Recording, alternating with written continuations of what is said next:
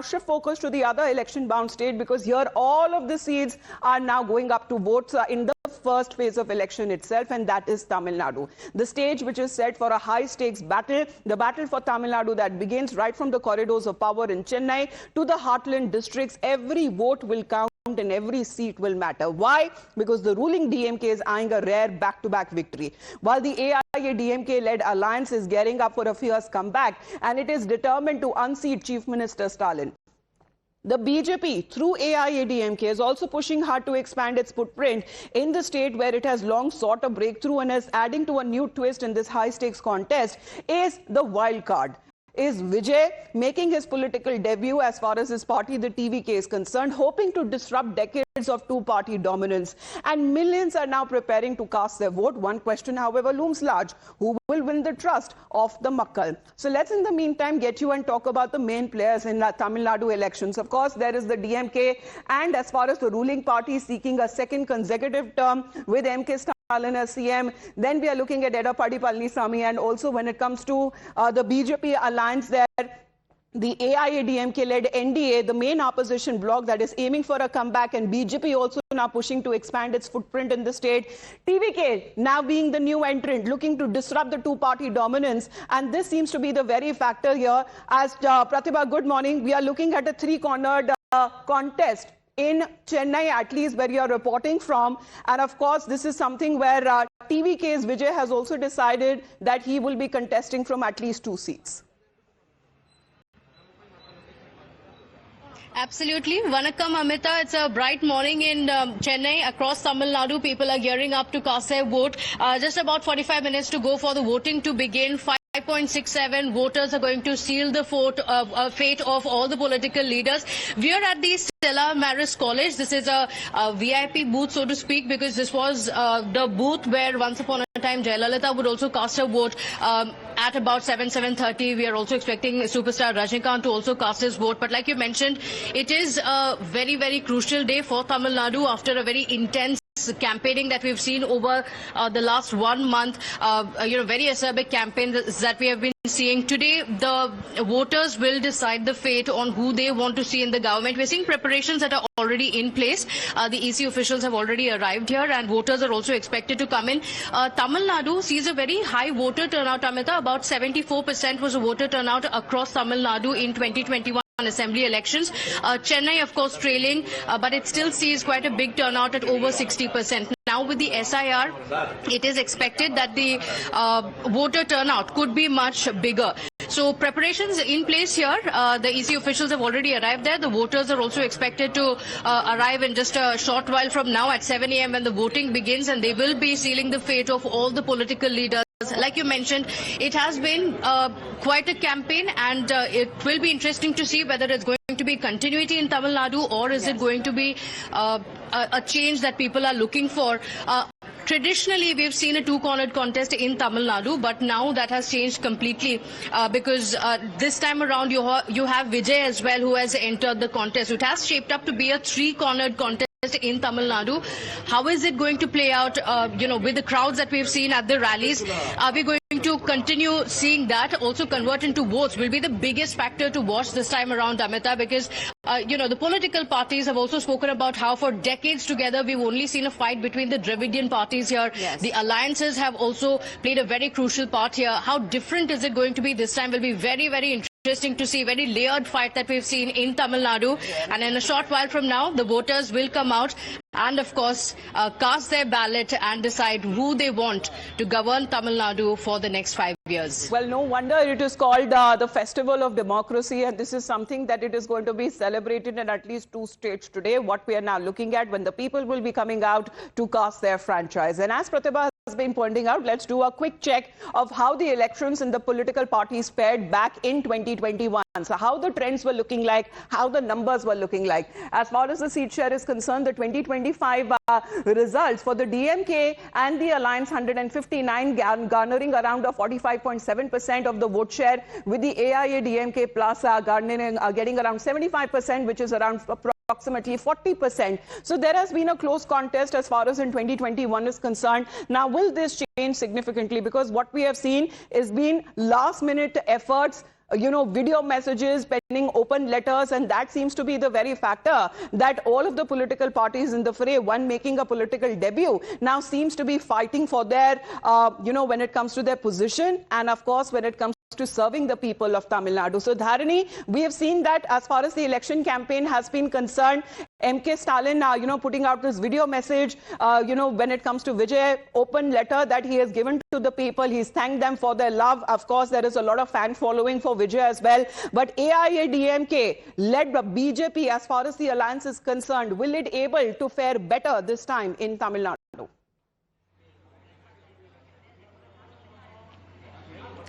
Well, it's a do-or-die situation for Edappadi Palanisamy because since 2019, Edappadi Palanisamy has lost each and every election in Tamil Nadu, including all the by-polls. So in 2026 now, this is a do-or-die situation for him, and that is why the ADMK has been aggressively campaigning since the month of June 2025. Edappadi Palanisamy, in the name of Makkalai Kaatpom, Tamilagathai Meetpom, he has travelled to almost all the constituencies in Tamil Nadu and he has spoken to the people in person, and the ADMK has been aggressively campaigning, I must say.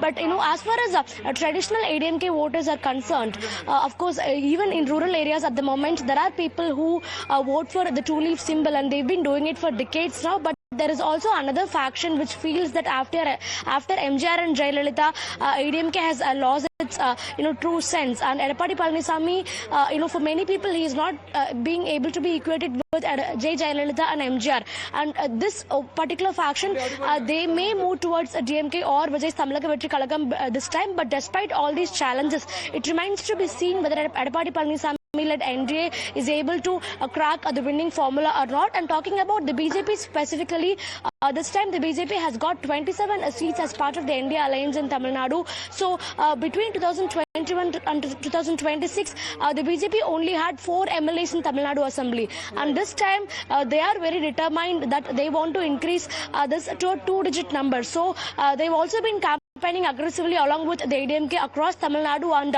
in fact, K. Annamalai, he's been a star campaigner for the BJP, travelling across constituencies. He's at least travelled to 50 constituencies in the last few days. So let's put in, because as far as how important our pre-poll alliances, what is going to be even more interesting is to watch if there are any post-poll alliances, if there is not a majority mandate that is received on the results day, that is going to be on the 4th of May. But what is interesting to hear is, as Dharani has been putting out, aggressive campaigning that has been put in by all fronts, and of course making his political debut as Vijay. This time he seems to be taking on what he has been labeling as the fascist powers of the DMK and the BJP, where he continues to make the statement of the DMK to be the B team of the BJP, to which has been denounced by the Chief Minister MK Stalin himself. Let's listen in. நம்மளுடைய அரசியல் எதிரி யாரு? திமுக.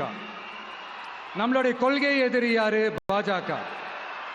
அன்னையிலிருந்து இன்னை வரைக்கும் அந்த ஸ்டாண்ட்ல ஏதாவது மாறணுமா? இல்லையே. இந்து முஸ்லிம் கிறிஸ்தவர்கள் எல்லாம் அவங்கவங்க வழிபாட்டு முறையிலையும் வாழ்க்கை முறையிலையும் மட்டும்தான்.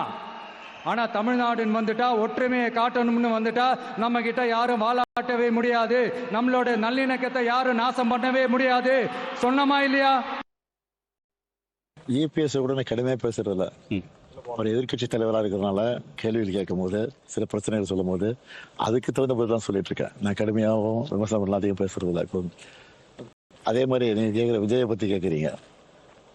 திராவிட முன்னேற்ற கழகத்தை பொறுத்த வரைக்கும் புதுசாக யாராவது கட்சி தொடங்குறவங்க, அரசியல் பண்ண நினைக்கிறவங்க பூரா திமுக விமர்சனம் பண்ணி தான் பேசுகிற வழக்கம். அது தொடர்ந்து நடந்துகிட்டு இருக்கு. நானும் பார்த்துக்கிட்டு இருக்கிறேன். ஆனால் இன்னைக்கு திமுக அதை பற்றின கவலைப்படுறதில்லை. Back-to-back consecutive wins is something that the DMK seems to be eyeing. Of course, as far as when it comes to the fight is concerned, it is not just against the opponent in Tamil Nadu, but also against the opponent in Delhi. And as far as, when it comes to what exactly it has, at stake when it comes to political parties there, let's take you through the details one by one. So when we talk about the DMK, of course, it is looking for a return to power for the second consecutive term, aggressive campaigning that has been taking place for the AIADMK led NDA, leadership credibility of Edappadi Palaniswamy is also at test. As far as this time he has to fare well. Now, as far as the TVK is concerned, political debut, a new factor. Will it be the X factor, a make or break debut for the actor turned politician? Yes, he has a lot of fan following, but will it translate into votes? Then we talk about for the DMK, well, it is a key test whether the voters endorse his governance model is concerned. There has been, however, a lot of controversies as well, and I said that the fight that he has taken up to New Delhi. And as far as the AIADMK and BJP alliance is concerned, they seem to be capitalizing more on the anti-incumbency factor against the DMK, saying that the people do not want the repeat of the DMK government. Then as far as the TVK is concerned, well, attempting to disrupt decades of the two-party dominance here. So will it be a wildcard entry that we are looking at with the big, people of Tamil Nadu voting for such a party, which is contesting elections for the first time? Now, as far as when it comes to, Pratibha, if I can come back to you on that, the very factor of actors turning politician is something which is very well known and accepted in Tamil Nadu politics. Now, this is something that is now being looked upon as to how they fare well with the people on ground and how people are able to understand as far as this particular individual will help them, will serve them, and as far as the governance is concerned, will continue with their term for at least 5 years.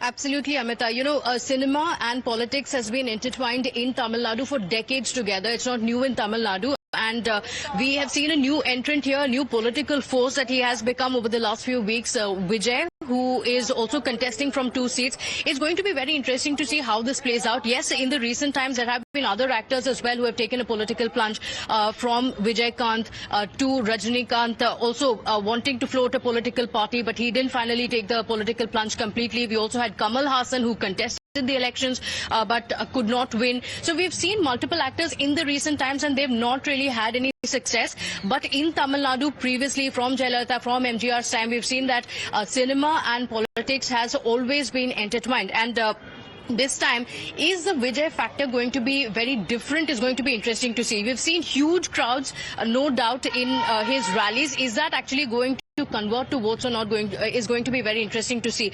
What is this election about? It's actually quite very difficult to say, because is it about anti-incumbency? Is it about continuity? If it is anti-incumbency, who do people see as an alternative? Is it the AIADMK alliance, or do they want to see a complete change in Vijay? If they want to see Vijay, will they actually go to the booths and cast their vote or not is also going to be interesting to see. There are crowds who have come out to see him.